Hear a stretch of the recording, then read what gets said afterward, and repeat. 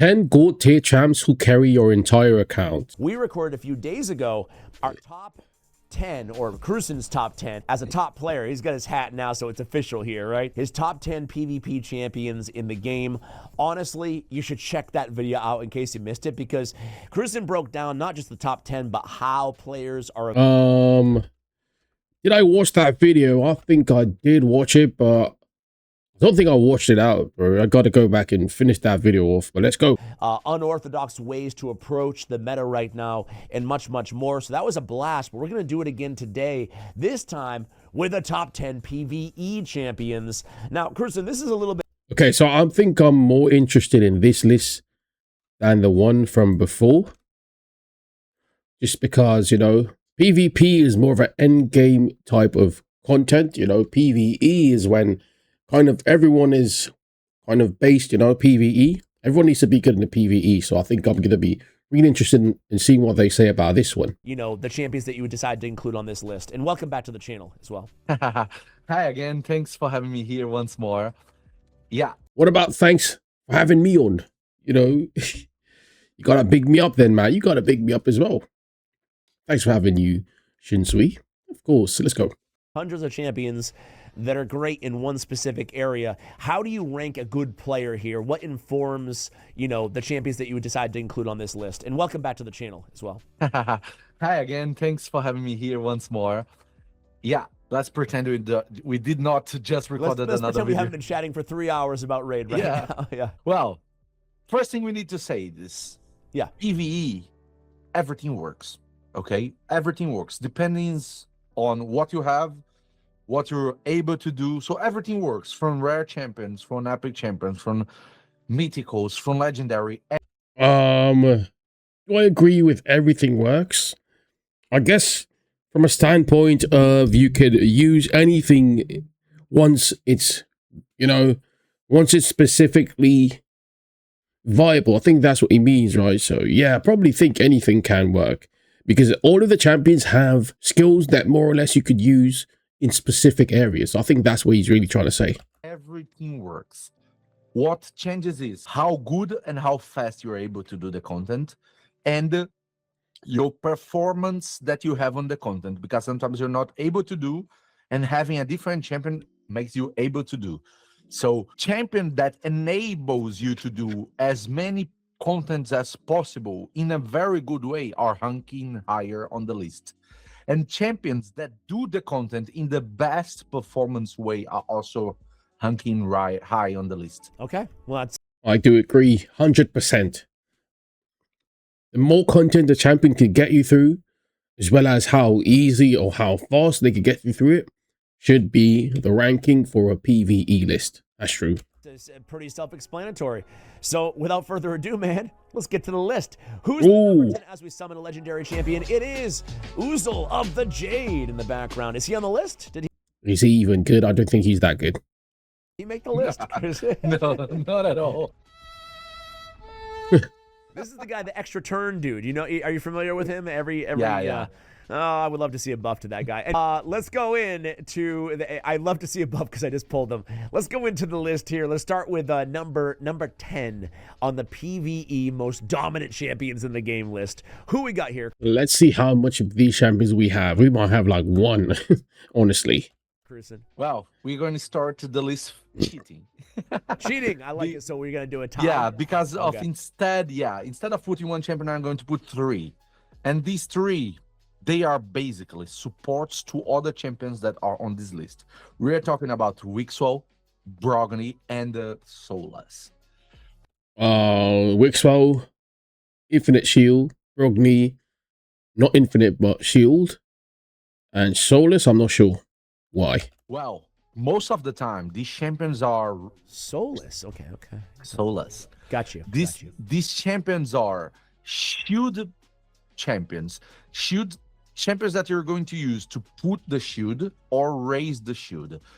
And these are some champions that are going to help all the champions of this list. Okay.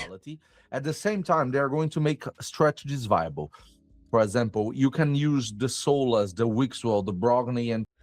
I never actually thought about using a Soulless. I didn't even know he grew shields, so I'm learning a lot from these two, you know. So let's keep going. Things like that. Champions that use shield on Ray shield to do some contents of the game by doing it. Clan bosses, you're going to take advantage of very big shields to tank damage, even if you don't have a champion to do damage while doing that, because you're going to make your team survive. Contents like Spider and the other things that you can put a very massive shield with champions like Solus and Nick and everything else. Solus between this kind of champion is the best one after the buff that he has. So you're able to do very. Oh, so we got a buff. I do have to read most of these champion skits, bro, because, hey, man, there's a lot of crazy champions in Raid, and I'm not up to date on my Raidology. Raidology? Whatever it means. Very fast things, very good moves with low amount of stats needed, and do a massive shield that is going. Okay. Attacks all enemies, increase the duration of all debuffs. Great. Places a shield on all allies, 30% of the damage inflicted. Counterattack, okay, damage. So he places the shield based on 30% of the damage. That's basically like what Brogni does. Right. I'm not sure he builds his own shield, though. Okay. To help you either survive or do damage. That's why this is the first category. These champions improve your quality overall, and they are the step to one of the best champions in the game. Okay, so foreshadowing a little bit. I like that. I was going to ask you to kind of just, if you had to choose to rank these three champions, I think you kind of just. Okay, since I'm doing the reactions, I'll rank as well. Okay, I'm pretty sure it goes in the way of Solus at third, Brogni in second, and Wixwell at first. I'm pretty sure. Did it a little bit there, but why don't you go ahead and finish the list? So you take Solus 1. Well, I think between these three, yeah, Wixwell is the best. Because okay, I was gonna obviously debate you on Wixwell being number 1, so I'm glad that. Okay, cool. Yeah. So Wixwell, because Wixwell, you can use him without Titus, right? I'll just say the name. Yeah. You can use him without Titus, and I feel like you can use all of them, to be fair, without Titus. But exactly. I feel like, man, I think he's quite underrated. Bro, I wonder if Titus would be like really insane with like Brogni. Oh, that's something to think about, actually. He probably is. As a solo champ as well, you know. Yeah, he brings you more utility overall between these champions. So he would be number 1 in this list. The counterattack that provokes. Would be Solus because of what he brings. And number 3 is Brogni. Brogni can give you a lot of utility, and with Titus he brings you. I think I'd rather Brogni because of the block debuffs, you know, attack up and shit like that. Because I think I'd rather Brogni, but I need to, you know, learn about Solus a bit more. Even more. But without Titus, you lose a little bit of his utility there. Okay. So I think between these three, it would be Wixwell, because Solo and Titus, like, he's very strong. Solus, you have some places that you can use him, and Titus, like, he's crazy strong. Yes. Brogni, Titus attached. Okay, I want to ask you a little bit, a couple follow-ups on Brogni real quick. Brogni, first of all, this is not supposed to be a PvP video, but what do you think of the Brogni deflection kind of? He's amazing in PvP. That's my opinion. Of builds going around in the arena. I'm not gonna lie, I tried it, and I'm not a huge fan. I think it's all right. What do you think? It works. First thing that you need to say, it works. It is viable, but in higher tiers is going to lose opportunities of working. True. It's way easier to use counters to that, and many times he's just going to be a sandbag in the team because he's not going to achieve nothing. He's going to not deal that much to the enemy as it does in lower tiers, because lower tiers, the amount of champions are reduced. Most of the players is going to work with some champions that are really on the meta. For example, Marius. 100% of the battles, the lower you go on tiers, is going to use Marius, is going to use Fabian, is going to use Mavara, is going to use Pelops. So if you have most of your enemies using the same champions, and this strategy works against this champion, he's viable. You know, but the higher you... Hey, bro, I've been wrecking people with Brogni in PvP for about 3 weeks. Brogni he's an underrated pick in my opinion, but KruYseN is right. In lower tiers, obviously, you can do the deflect damage, but in those higher tiers, that means nothing. climb. The diversity of champions are going to be higher. The difference in stats and quality is going to be higher, and the Brogni utility drops to the point that I agree. almost nothing. I agree. Okay, The that higher you explains it then. climb. I'm not hating on Brogni too. I think it's a cool build. I've seen some shinny videos and stuff. Really doing some players have done some amazing stuff with him, so that's cool. My next question on Brogni, then we can move on to number 9, is if Titus and Wixwell are a 10 out of 10 pair in terms of how you can the synergy between them Oh, this is the juicy one. to pull off the crazy teams. How much of a step down is Brogni, and what considerations should players be ready to make when getting ready to pair the two, you know, in terms of the build and the difficulty of a build, if there is one, between a Brogni and a Titus? Because I've never built a Brogni and a Titus team personally. Well, I know you built a ton of them. let's say Titus and Wixwell is a couple. Yes. For Titus and Brogni to be a couple, you need to do a ménage à trois. Oh, You need a third champion. You in need a the third. corner. Okay. They're in a truffle, I think they call it. Yeah, because you need Okay. someone to extend the shields to make it viable most Okay. of the time. So Chris, to someone make like Chris. Another component. Yeah. Exactly. So you need someone outside of this relationship to make it work. So Wixwell and Titus, perfect. Titus and Brogni, you need a third one to raise the teams. Okay, so it just comes down to the fact that Titus has the buff extension. Exactly. Wixwell, rather. Yeah, gotcha. Okay. Yeah. Sounds good. Let's move on to number 9. Okay, number 9, Hiho. Plaz. One Who? of my favorites. Hiho's utility, even on early game, and extremely high on end game. Did she get Is buffed very high. or not? Because on clan boss, she's a massive champion. Whoa. Bringing attack down, critical rate. Bro, is there anyone out there who actually pulled this champion like early on? Because in my, in all my rerolls and shit like that, I've never even seen this chick smell an account. I've been seeing a lot of other champions, that usual ones, countless war chiefs, countless Ignatius. I've seen some Duchess, I've seen some Brachis, but never a Shadowkin legendary. Obviously, this is the Void, right? So It down and deliver and weaken HP burn and decrease defense. She's one of a kind. All that while delivering healing and block buffs and continuous heals. She's one of her kind. On the early game, she is wonderful to face bosses. Almost like nobody. She is a massive support to face bosses.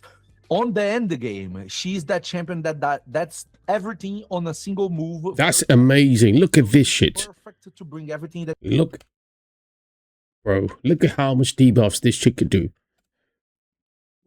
Stun, HP burn, decrease defense, weaken, decrease attack, and decrease crit rate. All for 2 turns. It is a 3-turn cooldown as well. What the hell is going on? Insane. A lot of damage in 9 pieces of Pharaoh, and everything in a single move. So it's very fast. So you're gonna use her extremely high utility on early game, and even higher. I wish I pulled her in early game, man. Makes her one of the best debuffers in the game for single target content.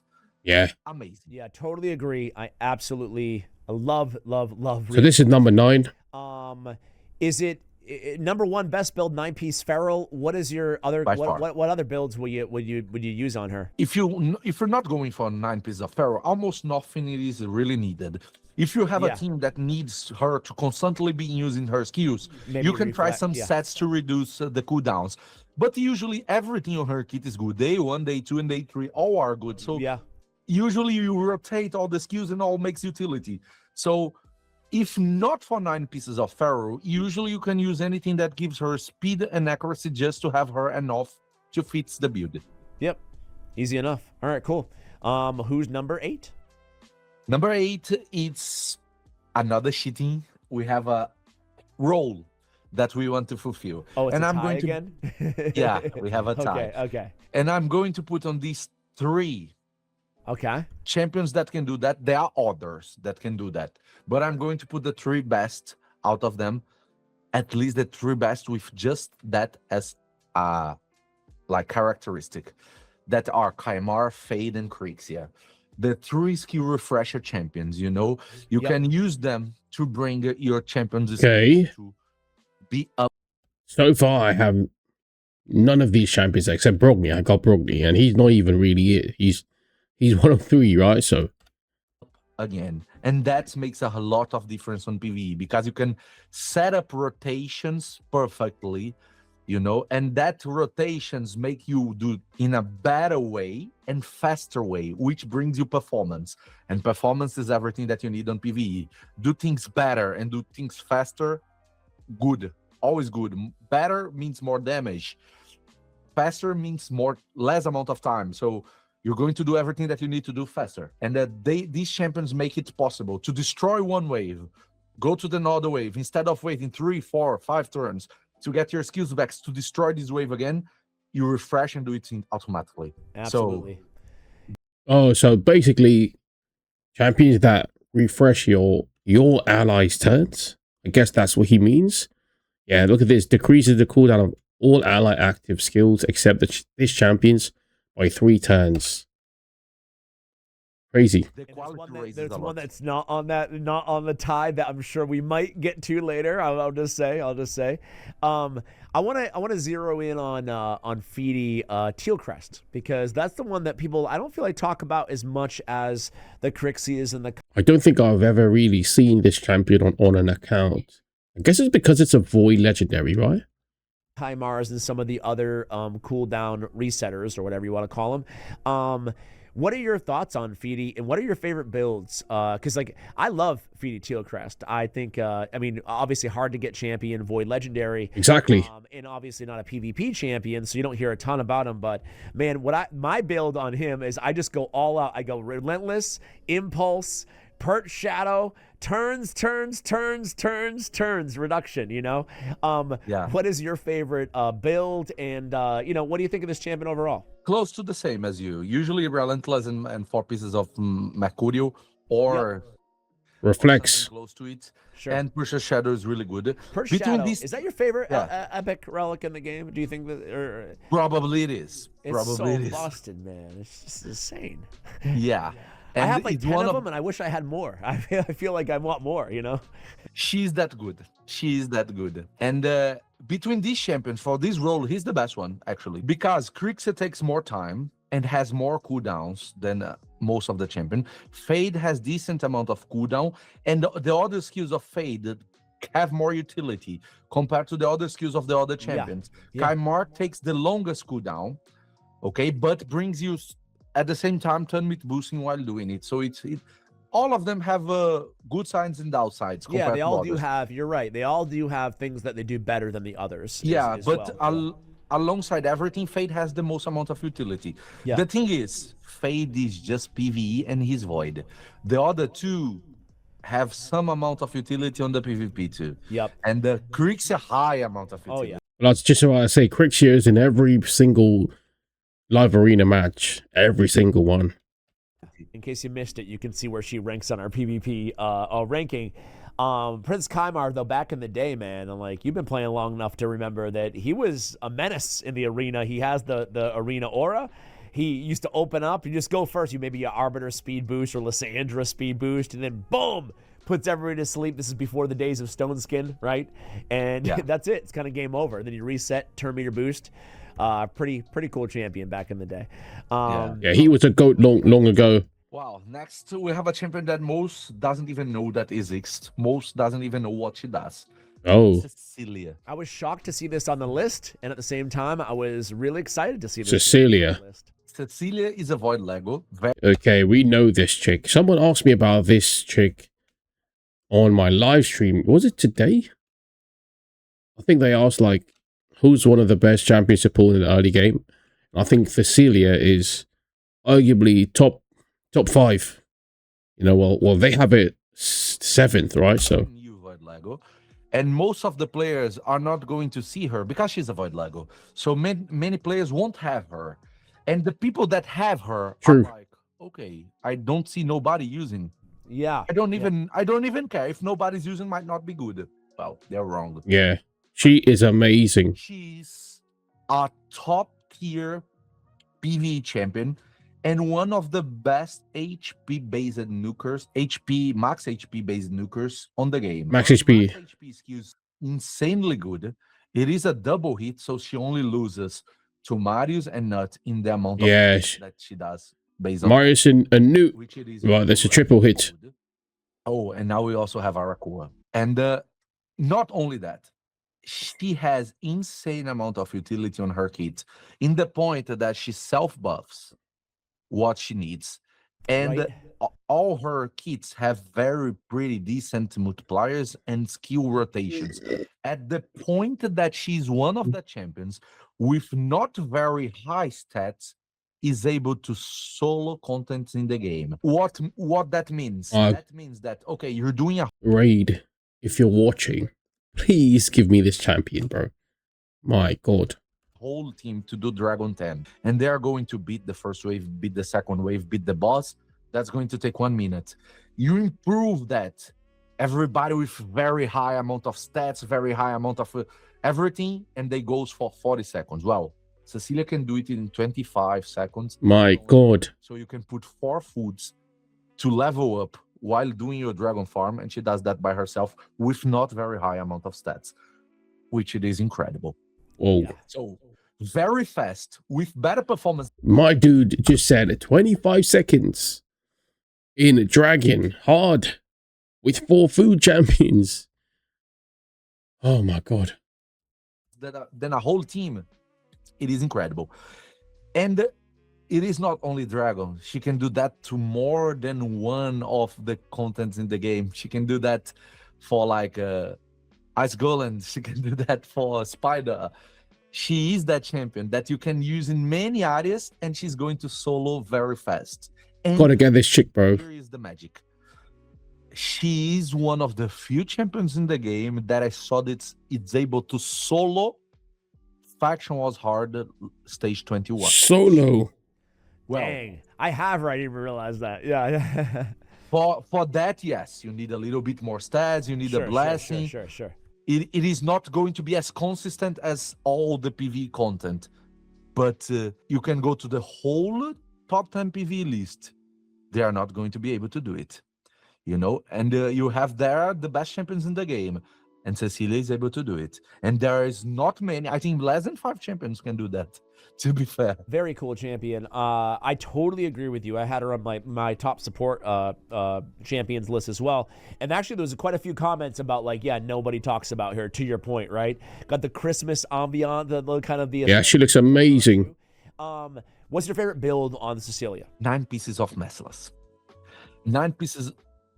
Yeah, because that makes the mix in between. Yep. A lot of damage and a lot of rotation. Yeah. Because yeah. Merciless gives you critical damage, critical speed, and the skill refresh, which makes her rotate really fast in between her skills and do a lot of damage. She's ignoring a lot of defense. She's having a lot of stats. She's refreshing her skill faster, so it's perfect to her. All right. Sounds good. Who's next on the list? Well, This is next on the number list, 6. yeah, we have Androck. Okay. Androck. Now this is gonna be a good Okay, one. yeah. People always hate on Androck, man. People always hate on this dude. He's probably like the best mythical right now in terms of PvE. A lot of people, you know, use him in PvE, and some use him in PvP, but you know, not even close. And you have number 6 in the overall in the entire game in PvE. I'm sure there'll be a few Androck owners maybe tuning in, being like, "Oh yeah, sweet." And I think I might know why, but I'm gonna let you share. Well, Androx bring you insane amount of utility. Early game, if you consider only early game, he might be even higher on the list. Yeah. Okay. If you grow to mid game, end game, and ultra end game, he's number 6. Why? Well, first, it is his first form. His first form gives you a lot of support. Well, with exception of reviving, he has everything. He has the heal, he has the buff extend. Yeah, he does. Turn meat boost, and he has the passive. And the passive is what makes everything one. Increase resistance of allies by 10 for each buff on all allies. Okay. Critical hits inflicted by all allies fill the turn meter of all allies by 5%. It occurs once per turn. Okay. Because the passive that I'm pretty sure it works better than it sounds. he brings you, he puts increased resistance on you. That's already good. But the passive that takes all the buffs from all your champions and increase the overall, So in theory, right, if you got 10 buffs, because that's max buffs you could have on a champion, that's going to be 100, right? It increases by 10. resistance of the team. It is insane. With him and a team that puts a lot of buff, you can go to 1,000 resistance effortlessly. Oh yeah, because it's 10, it's 100 each. That's 100. Oh my god. Which it is insane. All that with a very high base speed, with a very good turn meet boost, 110 base speed. with block debuffs, increase resistance, increase defense, Whoa. and a passive that every critical hit that you do with everybody on your team is going to boost your turn meter. Doesn't matter if it is 10 hits, it is 10 times that he's going to boost your turn meter. So the amount of utility on this champion, it is insane. And we just talked about his first form. I always say that he's the second best turn meter booster. That is the first form. So what the hell, man? I know he got buffed, right? But hey, man, he might be the best mythical to put early on, honestly. But I would still rather a Sabriel or some shit like that. The entire game. Would you agree with that? I mean, I guess it depends on longer battles. On longer battles. Yeah, depends on longer battles. If you're talking about bosses, yes. Because of all those crit, to your point, there's no cooldown. It's just a 5% every damn crit. You know, so like when you're building a team around him or with him included in it, you want to even build your supports with 100% crit rate, right? So everybody that lands a hit. Everyone. A full critical rate. All right, and let's talk about his alternate form. They buffed him, we should mention, and it was a pretty decent buff, you know. They buffed a lot. They added the turn meter to the base form. They went in. They added an enemy max HP to the roar. Oh. Kithuris or whatever. So yeah, talk to us a little bit about the alternate form here. Well, when the first form alone was enough to bring him that high on the list, we still got a second form. And the second form delivers every single debuff that you need to raise your damage. That it is the decrease defense and the weaken. That itself is already enough. And he also brings you more utility. For waves, he brings the enfeeble, which it is extremely good to reduce the amount of damage that you suffer. He also brings the block buff, so you're going to make him do 4 debuffs on the enemy team, 5 if you're able to land the enfeeble. That it is already amazing. 5 debuffs. Not only that, he has an enemy max HP skill By himself. in the middle of this Whoa. which is insane. At the same time, he's increasing the overall level of accuracy of your team, which it is even more comfortable. Bro, Androck is a monster then. What the hell? For you to downgrade your levels in case you need it. So all of that make him a champion that has crazy amount of utility for the early game. Insane. He looks beautiful as well in his mythical, in his second transformation. This is amazing looking armor, bro. Wow. For the mid game, insane. For the end game, insane. For the ultra end game, extremely good. Totally agree with you on Androck. I think he's a fantastic champion. Are you I've seen here and there, I've seen even end game players use him in the arena a little bit. What are your thoughts on him in the arena? And is your favorite build 9-piece protection on him as well? For PvE? For PvE, yes. Okay. For PvP, no. No, well, yeah. So 2 questions. PvE 9-piece protection. PvP, what are your just quick thoughts on him in the arena? Well, he's useful. The thing is, I think when they launched him, if I'm not mistaken, they launched when he buffed him, they took away 5 from his base speed. If I'm not mistaken, 5, wow. added the maximum base speed in the game on the first form, that it is the speed boost form, and they dropped that by 5. So he lost. Yeah, because he has 115 on his alternate. I wasn't aware that he had it on the main as well. Yeah, no, he's one of the few champions that the speed boosting form has lower speed than the non-speed boost form. Don't ask me why. Because when they launched, when they share with us content creator in advance, it was 115, which would make him one of the best speed booster champions in the game. Then they dropped that. These so they dropped it and they add the boost. Yeah, these took him out of like top quality speed booster because overall your highest possible speed drag it down. Since you're not going to have fastest base speed in the game, neither the faction guardian that you might have in the future. Yeah, so that took a little bit of these. And after that, when that happened, we had the meta that was living on the Supersonic. He puts 3 buffs on his. Okay. So. Yeah, maybe 4. Yeah. Yeah. So he was not being well used because you buffed and your enemy buffed more than you. Yeah. So not that good. But now that we dropped the amount of supersonic that we are using, he might be a very good champion. Even more because you're going to raise your resistance, and that's true. Resistance, you might not get locked or debuffed when people try to. He might be insane. On you. So might be really useful and underrated of utility that he might have on the PvE. And if he's locked out, you can use him as kind of an enfeeble. If I had him, listen to me, if I had him, I would have definitely pushed the ceiling on this guy. Because I just like his entire kit, his aura, the way he looks. I like everything. Or remove buff, enemy max HP, whatever the heck, you know? So, cool. All right. Who's number 5? Well, from now on, we have the... Top 5. The gods. So what? The best of the best? The gods, yeah. The gods. I call them gods. Now, guys, we're going into God tier, ladies and gentlemen. Brace yourselves. Because all these champions, when you get them, they are going to unlock most of the content that you weren't able to do, you're now going to be able to do. And that's how phenomenal they are. Starting with Senna.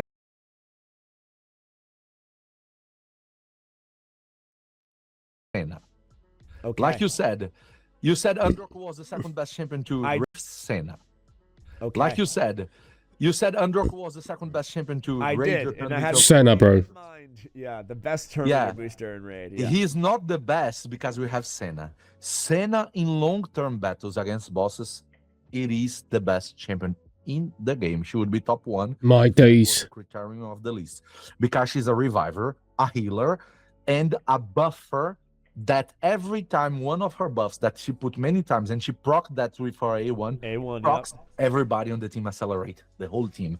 So she's the champion that gives the highest amount of turn meter in the game. In amount of time, long battles, there is nobody that compares to her. So if you're struggling with any content that can be long battled, with her, you're winning this content, doesn't matter. And if you're struggling with damage... I hope you guys realize most of these champions, right, coming up to the top 5, even top 7, actually, it's mostly Void legendaries, right? I hope you guys see that. Anything with her, you're going to be able to beat it. Doesn't matter if early, mid, doesn't matter.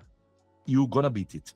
Because if she does not die, your team does not die. And if she's alive, your team is going to accelerate infinite amount of times. Wow. And you're going to do my God, high amount of damage because you're going to... She's like a Wixwell, but she's infinite increased speed.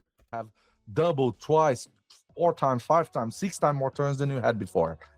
And that's how much utility she has. Really is. I got a comment back in the day. Somebody left a comment saying that whenever I'm struggling in Grim Forest, I just put Senna. Like, I just re-roll until I get Senna, and I always win, you know?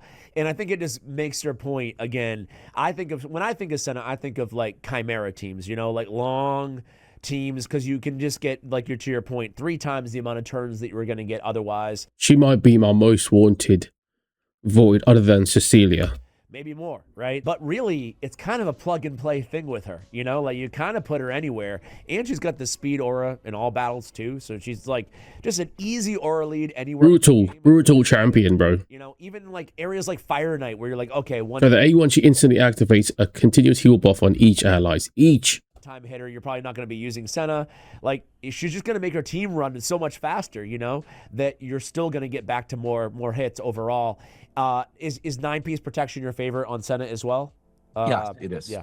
Yes, it is. So I'm getting a lot of the same answers in terms of gear, right? So protection for the tanky supports.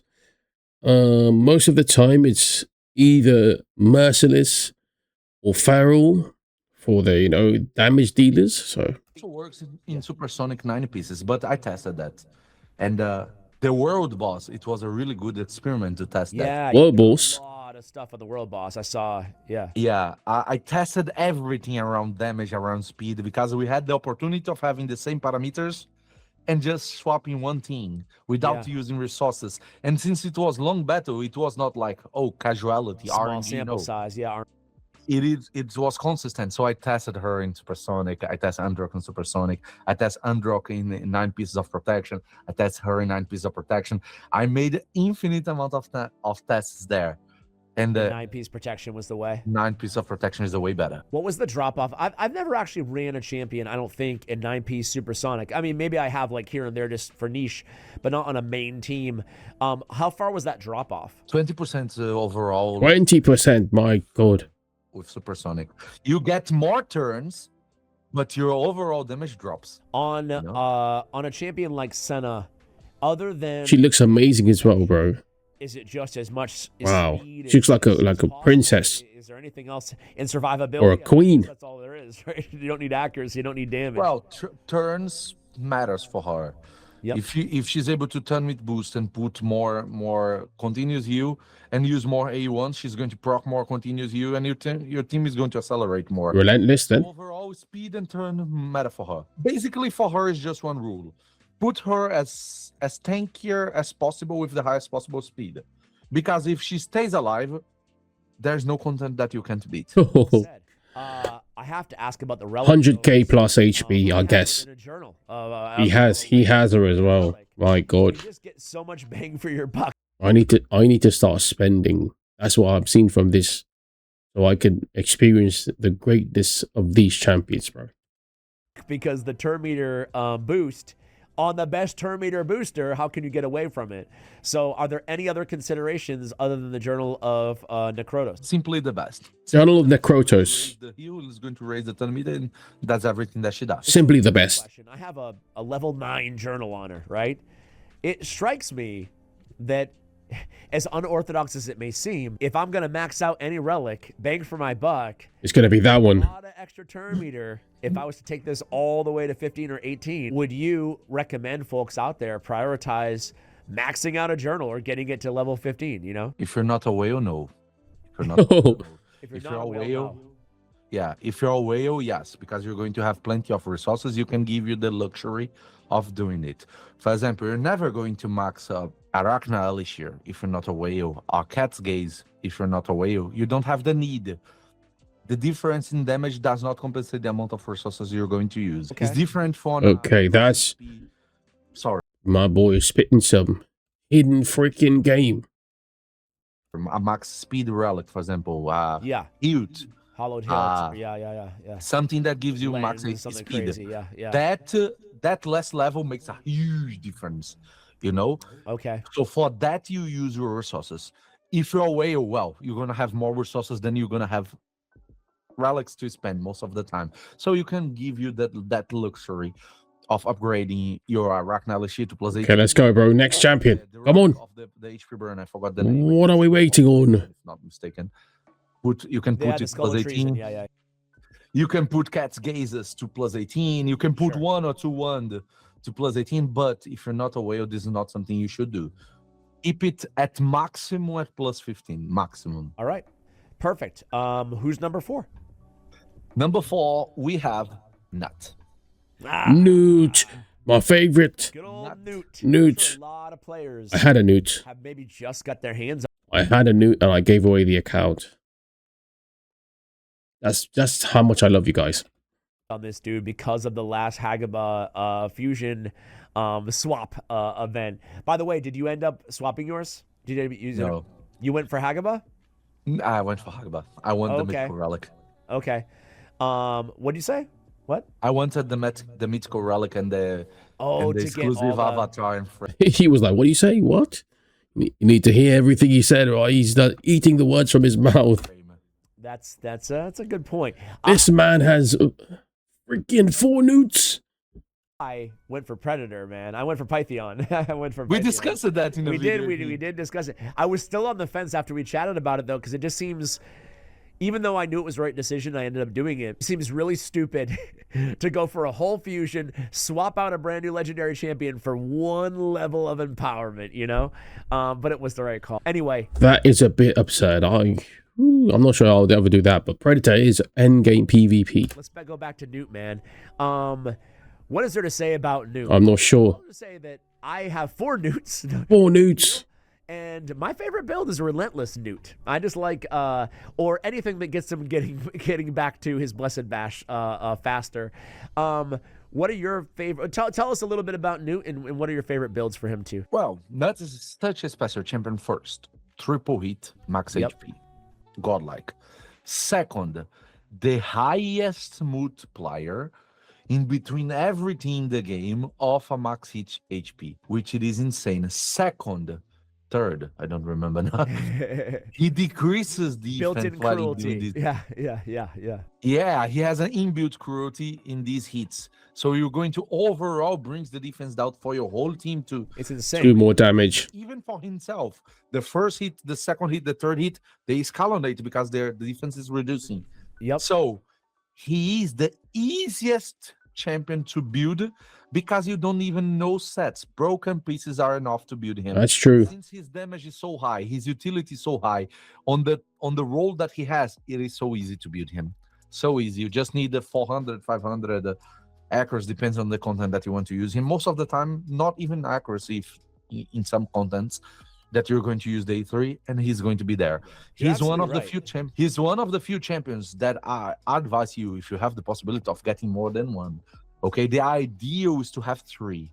I know all 3 Newts. Thinking, yes, it is. But now with the fusion thing, okay, you're going to have the possibility of having one, and you're going to, okay, I don't need him anymore. So you might not open 1 or 2 shards to even try when you have a summoning boost. Every time that I have a summoning boost for a champion that I want, even if I'm not going to open for them, I give 1 shard for the luck. You know? 1 shard. 1 shard for the luck. 1 shard. Oh, that's a bit cheeky in it. So basically, if there's a progressive for Newt, he pulls 1 shard, hoping for the best. On the Raya first event, I was not going for this event because I probably won't had the all the champions or the shards to go to other champions, and I didn't want to spend that much on this event and something like that. Then I had the 1 shard for Raya, and Raya came. Wow. On 1 shard? Yeah, not on the first attempt, but on the second. I had another Raya, so but I did no. I had another Raya, so I was like, there was other. I got you. And I was like, if I open 1 shard, I might get another one. I opened 1, and boom. My Raya. God. Congratulations. So you still recommend pulling on a Newt. So I did that for Nut, and I got my second Nut. Oh my God. And I get my second Yumeko. 1 shard, only 1 shard. All right. If it procs, it procs. Guarantee. It's a KruYseN guarantee, guys. It's a KruYseN guarantee. All right, so talk about builds on good old Newt. I agree with you, by the way, wholeheartedly. It's one of the things that makes Newt so amazing is that, like, you don't really need to worry about much, you know? Like, you don't need your best gear on Newt, you know? Like, use it on somebody else. He needs your best gear, bro. He's a fairly easy and incredibly powerful champion to utilize in He is. Anywhere, basically. I agree. Different areas. So, all that being said, what is your favorite build? My favorite build on him is Savage. Because Throwing him in even Savage lower, even lower amount of stats needed to do maximum amount of damage. So, yep, Savage. 200, Okay. not even critical damage glove you need on him. You know, so it's yeah. You just care about the speed and the accuracy. Sometimes not even accuracy. I just put the speed that I need and whatever other stats he's going to hit maximum damage. You know, and that's so easy to do nowadays, which is quality of life. Low amount of stats, huge amount of performance. That's godlike. Nut is one of the champions that you can extract a lot from him, and a lot for more than one of him, because when you're developing, you just want to beat the content. Then you reach a level that you want to beat that content in less of time. Yeah. Nut is this perfect champion. He is. Out of all all the world records that you have there, you have Nut on the top 5 in almost all of them. So in almost all the contents of the PvE, there is a Nut-based team that does in a world record amount of time. You know, that's usually less than 10 seconds, less than 7 seconds, less than 20 seconds, you know? Yeah, he is. That champion. I think he is undoubtedly the best damage dealer you're gonna get if you're progressing, bro. And he scales so good into the end game. Amazing champion. If you have a newt, congratulations. He's also the best Fire Knight champion in the game, right? He is. With the freeze and the control like this. We could just keep going, you know, with the AoE on the A2. He's great for waves, decrease attack. He's a big version of Weaken. Just brings so much extra utility, even beyond, obviously, the highlight of the Blessed Bash. So, totally agree. Who else? What we got here? Let's go. Top 3. Yeah, we had a whole draw on the number 3 8th position for the skill refreshers, but we have one that is above everybody. That it is Yumeko. Yeah, you may have noticed Yumeko. Kaimar, Krixia, and Fidi. There was one missing. So Yumeko. The one missing and the one that deserves a she looks gorgeous. It is Yumeko. Because Yumeko does everybody that refreshes skills have one deficiency. They cannot refresh themselves and not having anybody else refreshing their skills. True. That's not what happened with Yumeko. Oh. She was able to refresh herself and refresh the others, and the others can refresh her. So she is the only one that can. It's a freaking. It's basically an avalanche. The same effect. You could just keep cycling turns like a mad freaking man. That's what's going on with Yumeko. Rotate infinite amount of skills, and that's for some composition it is from no comparison. There was a whole, I think he means no comparison, right? New level of possibilities because of that, even more for long-term battles and things like that. She does that really well. Not only that, between all the champions she has the fastest animation. So in a high-end game perspective, she's going to do the same as Kaimar, the same as Faye, the same as Krixia. Yes, but she's going to do faster.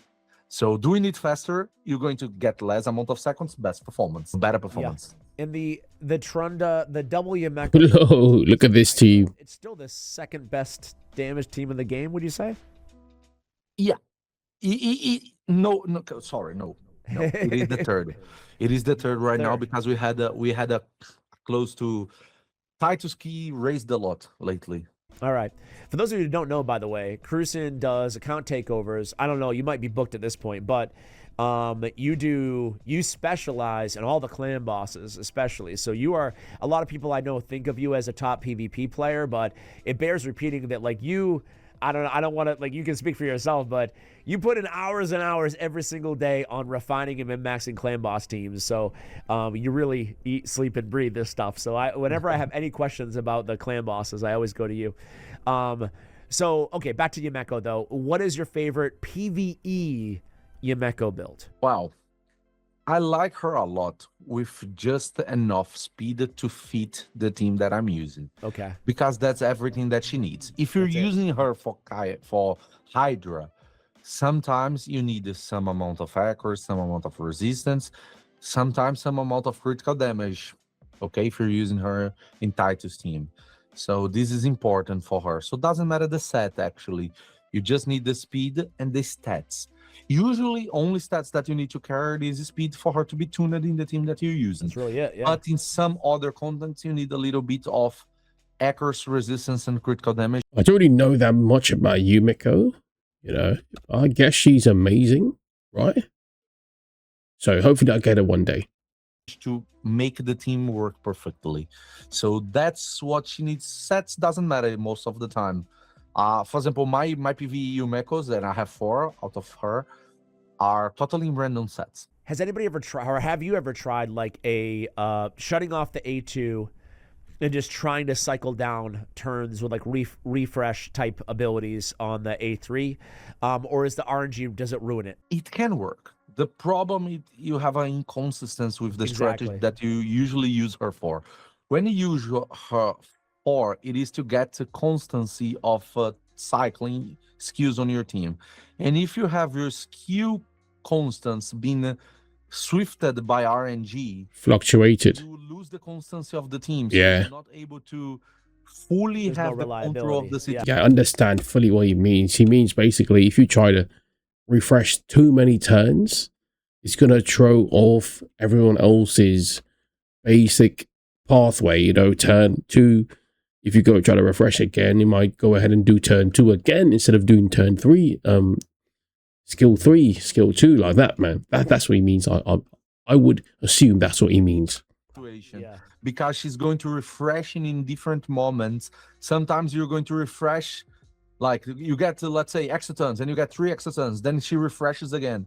So the champion that needed to use day 2, then Yeah. day 3, because the cooldowns were that, he's going to use A3s, and the messes What up. about people who only have the poor people out there with only one Yumeko? My days. If you only If poor is one, then I am, bro, basically living on the streets then, because I have none.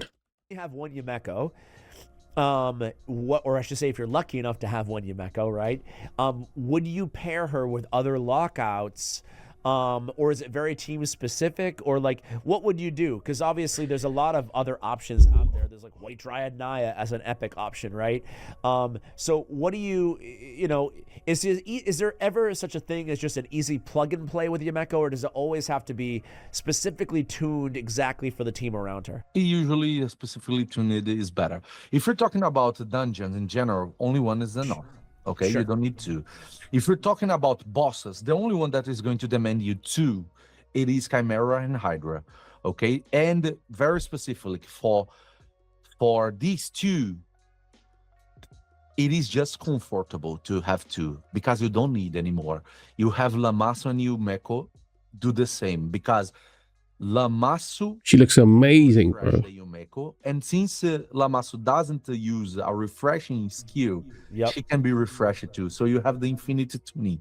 Again, the problem many players are going to talk about it is, but it needs to be manual because you cannot use Lamasu to target. We solved that problem because one of the guys in the community create the Hodobot. I don't know if everybody knows it. Yeah, But I'll link that. Yeah. Right now we have the Hodobot working, and Chimera, Hydra, and everything else is going to be. You can now target the champions with that tool, and Got to figure out what that is. that- Honestly, that was a very complex thing because you need to do manual. Now it's full auto. All right. To say the less, Yeah. the less amount of it. Okay. All right. Sounds good. So for novices out there, is if they have Trunda and you have Yumeko, is it easy enough just to throw them on a Hydra team and full auto and just hope that RNG will do you some favors in the long run, or do you really need to go in there and use a need to tool like tune. that? Okay. You need Fair to enough. tune. All right. Who's number 2? number 2, top 2, Titus. Titus. Raise it to be the easiest, best champion to use on Hydra, and that itself already grants him a high placement on PvE because the clan boss with very easy team, not even tuned, you can get the maximum amount of damage on the clan boss, which totally destroys the content. Okay, With pause True. right there. Pause right there, because I know that, you know, an early game or a mid game player might pull a Titus and be like, okay, now I got to set up a damn team with this dude. So what considerations do you have to make? Do you have to just go easy mode? What does an easy That's a good mode question. team look like? That is a great question. Doing anything else? Well, you just need to see the speed of the boss, and you need everybody to play first than the boss. That's So it. you don't need specific speed. You just Yeah, but who's your team, bro? on the speed that they are playing in the right moment. So, for example, you have the champion to put the shield. He plays. The champion to extend the shield. He needs to play after the champion that puts the shield. You're not going to put the champion that extended to play after before the champion that places the shield. Otherwise, you're not going to extend it. So you just need the champions to play on the right In the order. right order, and that's it. Yeah. So you need 4 Titus. He's got 2 Tituses. And 3 champions to raise the ton of the buffs. You know, usually that's his Titus, Wixo, and 2 other. For example, Mikage, and an epic champion that raises. We have more than 30. Yeah. Anchorite, yep. 30 options in the game right now. Okay. Lots. Blood Flock, Anchorite, Frisk. there's a lot of them, right? So, when building Titus, what are you going for? Like, obviously, you can build him super slow. You don't need to crit cap him. There's a lot of different considerations. You want HP low. You want defense high. So give us the basics of building a good Titus. Well, very high defense, very high critical damage, lowest amount of HP, and the speed and resistance for your build to work. Okay, since 300 accuracy as well. you don't Three. want his suit to be removed. He has 260. And some bosses can remove buffs, so you need resistance sometimes. Okay. That's it. I gotta get a Titus. If you need something very, very, very specific, yeah, a speed tuning, or if you want to know to increase the overall damage, I have 2 specific videos on my channel, I think. Okay. That it is just an entire video, like 1 hour. Oh my god. Explaining every little mechanic about everything that you can raise your damage with. Champion pairing, champion teams, every single thing that you're going to boost your damage in. I think we have to check that video out. We might check that video out tomorrow, honestly. How much is going to boost your damage in percentages for you to raise that? It is a way of minimaxing, but that is only needed if you really need performance. If you just want to do it, you don't need to be that amount of information if you're not seeking for high amount of performance. All right. Well, I'm going to link those videos regardless in the description of this video. Hey, great.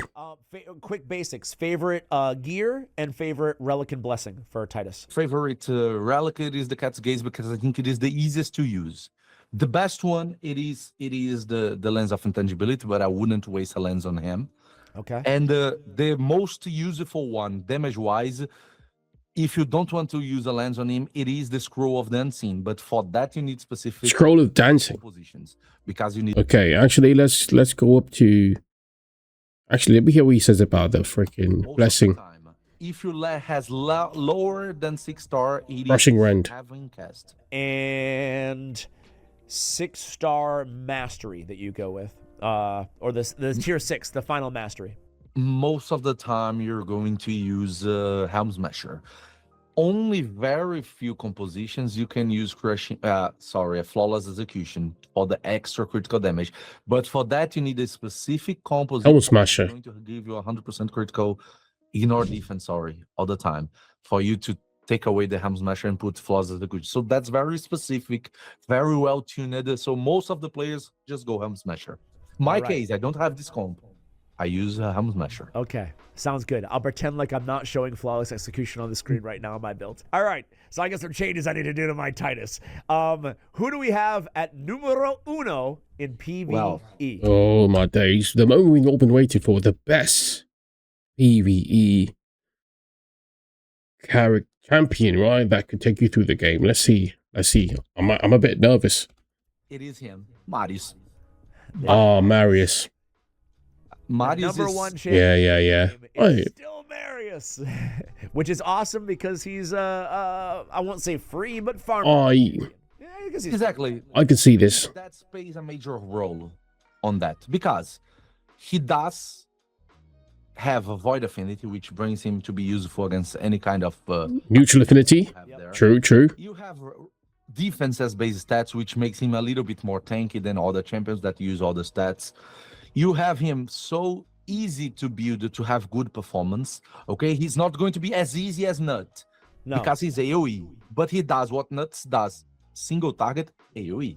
That's why he's crazy good, and so much high utility. Doesn't matter if you're early game, but I doubt you're gonna have him early game. But True. if you're early game, mid game, end game, ultra end game, Marius is going to be playing. Aim for Marius, bro. Aim for freaking Marius. Hydra. He's the most versatile champion. champion, right? He's got to be. Overall, if you take in consideration all areas in the game, I think I repeated that 100 times, but he's the strongest champion in the game. All right, so Marius, do you build Marius? Because obviously if you have Marius, to your point, you're going to be using him everywhere. Like there's no one who doesn't, who only uses Marius only in Arena, because like of course you're going to use him in PvE. Yeah. I've found that I build my Marius the way I want him in PvP, and then he still works anywhere in PvE that I need him. What are your recommendations on building him? Is it the same as I just said, or how what builds would you consider, especially as it pertains to, like, I know that 9-piece Slayer was really popular on him for a while. So maybe talk a little bit about your overall philosophy when building him, PvE, PvP, and also, like, what are your top considerations for PvE specifically? Yeah, first question. Do you have a big roster? If you have a big roster and Marius is not needed to be used on PvE, build him just for PvP. Extract the most out of him on PvP. Okay, but if your roster is not big enough, well, now you have to do it like in a build that you can use on both. So for that, most of the time you're going to use Crushing Hand. Okay, for PvP only, you have better things with bringing Lady Death on the end of the fights with Soul Reap. But that's PvP only focus. For everything, all the items, is better to have him 6-star Crushing Hand. Okay, so Rip doesn't matter the amount of star. 1 to 6 is useful. So Crushing Rend basically is unless you have a huge diverse roster, you're going to go with it for everything. Yes, because you're not going to spend resources changing, swapping everything. Not even Wales does that. Okay. Not even Wales. Yeah. So don't do it. It'd be so great. I've said this before, KruYseN, but talk about quality of life. If they just gave us one blessing for PvP and PvE and not charge the 300 gems to switch, like, to me, and we could toggle between, to me, that would be so cool. I don't know if they'd ever do it, but, like, I don't know. They want us to play PvP, but oftentimes that necessitates different builds. And there's some blessings like Brimstone and Polymorph that are really just conducive to one area of the game anyway, you know? Anyway, I digress. Yeah. So most of the time you stay with Crushing Hand if you don't have many champions to use. You have to use Marius both on PvP and PvE. You go for Crushing Hand because you're going to be useful on both, and it's going to be a way better result on PvE. Okay. Second is, for PvP, you need him in 6 pieces of Merciless or damage dealing. For the PvE, you can work on damage plus rotation. So, damage plus rotation, 9 pieces of Merciless is better than 9 pieces of Slayer. Okay, have that in mind, because you're going to attack more time and use your skills more time. So overall damage is higher. The maximum amount of damage of the Slayer is higher. Okay, you're going to do more damage but less amount of time. So overall damage of the 9 pieces of Merciless is higher. It'll pay off in the long run. You can use less offensive sets, like 4 pieces of Savage and 4 pieces of Merciless. It's going to work a little bit on your rotation, and it's going to also give you the big picture damage. You can also go for 6 pieces of Merciless, 2 pieces of Zeal. All that I said around builds, it's PvE focused. PvE oriented, Yeah, because these builds that you just focus on them. Bro, this is golden advice. Golden. I'm not even going to lie. I think he's in the flow state right now. He's just spitting facts, honestly. No defensive measures, they are not good for the PvP, okay, guys? For the PvP, you need to defend yourself. So you need the Stone Skin, you need the Mercurial, you need something around that. Okay, for the PvE, you don't need to defend yourself. Most of the time, your team is going to defend you. True. Or the enemy team not even. You're going to have some supports. So you just focus on damage and rotation for the PvE most of the time. Got to start working on Marius. On the PvE, but you cannot go full damage on the PvP. Do you go Helm Smasher? Helm Smasher. All the time Helm Smasher. And if you can put... He's one of these nukers that uses the blue part of the Masteries tree. So blue part. It's good to have on him some amount of accuracy, because he can land debuffs and extract buffs and everything else. And you can use the same masters that you use for the PvP, you're going to use for the PvE.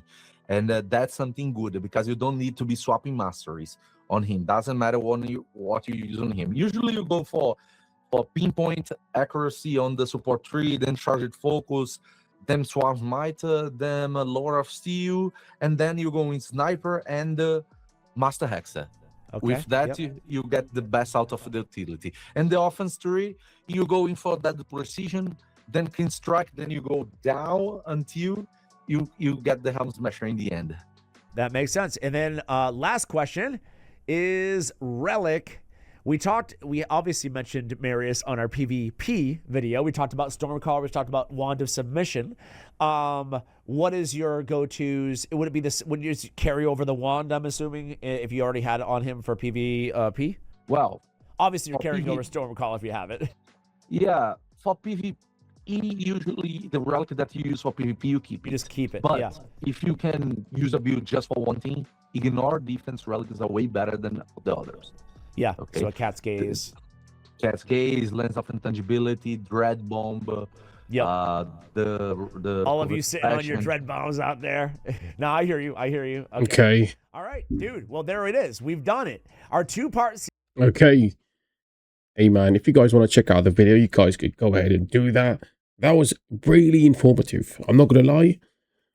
I actually learned a lot from that video, and I hope you guys did learn a lot as well. So drop by in the comments, tell me what you guys think. If you have these champions, tell me about it in the comments as well. Join the Discord as well. And if you guys want to check out these boys' content, you could also do so, because Ash is basically Raid Shadow Legends content legend, and KruYseN is basically an endgame monster. So there you go, man. Hope you guys enjoy, man. Shinsu out. Peace.